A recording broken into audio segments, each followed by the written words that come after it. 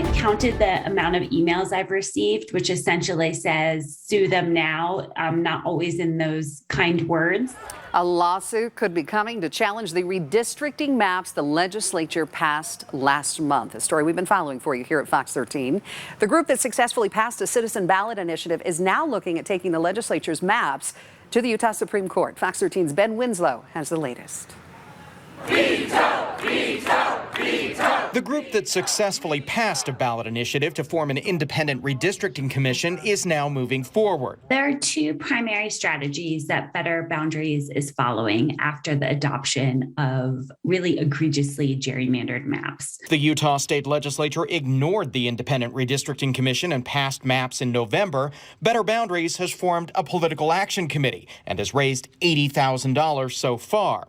They're looking at a legal challenge to the maps the legislature passed and the governor signed. We also hired a Utah firm that has experience with the Utah Supreme Court to do an assessment. And if those parties come back and say there's a path, an achievable path, we will pursue it. It would be a petition to the Utah Supreme Court, but Better Boundaries' executive director says it's not imminent. Anything we do must have a serious shot. We're not Pollyannish that we think that there is just an easy win here.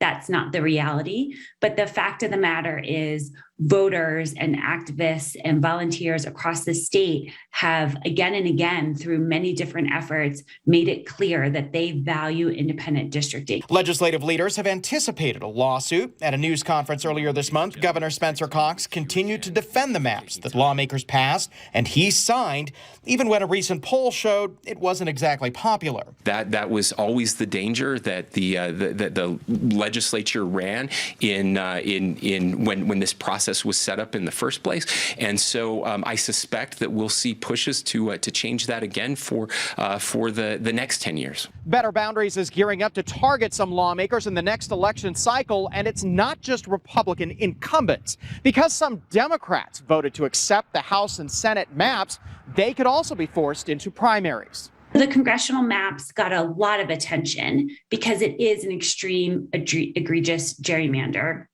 But we know that the state House and state Senate maps were also very gerrymandered.